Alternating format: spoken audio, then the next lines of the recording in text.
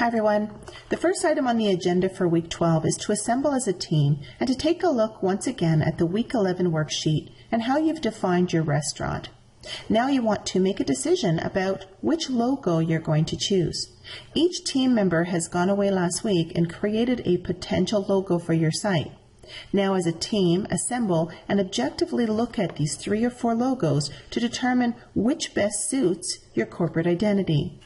Once you've settled on a logo, now you want to make this image web ready. First step is to go over here to File, Save for Web.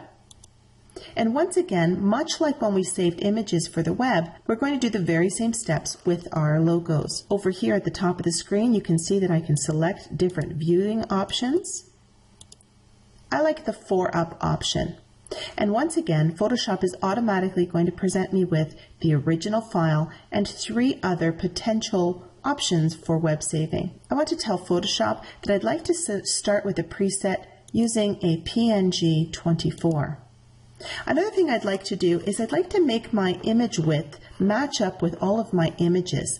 All of the images on the current website, the Salt and Pepper current website, have an image width of 410 pixels wide. So now I have the same width for all of my images as well as my logo, and it's going to span the whole width of my particularly narrow website. Here I have my 4 different options, and I have a PNG24 here. I have a GIF and another GIF, and each one has its upload speed listed. So here I can see my PNG24 has a 1-second upload speed, my GIF here has a 1-second upload speed, and this one has a 1-second upload speed. The only difference between these 2 items, if you look over here to the right, I can see that this one has 64 colors and this one has 128. At this point, they're all relatively the same. I'm going to choose the PNG24. The objective is always to choose the best quality image with the lowest upload speed. So when I select this item, I can see here that it's slightly highlighted. I'm going to go ahead and click Save.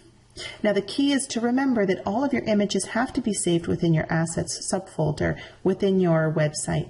If they're not within the Assets subfolder, when you move your site to where it's going to be hosted, there will be a disconnect and your images won't actually follow through. So you always want to make sure that you save these images in your Assets subfolder.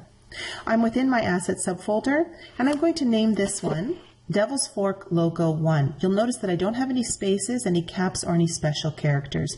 Here I'm just going to click Save, and we're all set. I also want to have an alternate logo created. Here I've created an alternate logo with a little bit of a banner underneath it. In this case, I'm going to go ahead, I'm going to go through the same process. I'm going to go File, Save for Web. Once again, I have 4 up. I can see that Photoshop has provided me with my original image and 3 potentials to compare, but I'm going to go over here to my presets and I'm going to select PNG24. Once again, to make my image size consistent with all of the other images on my site, I'm going to change the width to 410 pixels. Just tab out, it's going to recalculate the height for you so you don't have to worry about the height, provided you have your image proportions locked. Over here now I can see my original Devil's Fork logo. I can see my PNG24 version and 2 GIF versions again. Here it's particularly handy to be able to use the zoom tool here. So I'm going to go ahead and I'm going to zoom in and I'm going to take a look at, using the hand tool, elements of this particular item. Here I can see I've got a PNG24 that's got a 2-second upload. I've got a GIF here that's got a 1-second upload and another GIF here that's got a 1-second upload. If I take a look at the content here, it is a little bit pixely, so I want to go with the best possible image. In this case, I'm going to stick with this 2-second upload and I'm going to save the item. Once again, I want to have this in my Asset subfolder, and this time I'm going to call this Devil's Fork Logo 2. Now I'm ready to start populating my other images in my Assets folder. Go ahead as a team, get together, decide on the best logo that reflects your corporate identity. In the next video, we're going to start populating images into our website.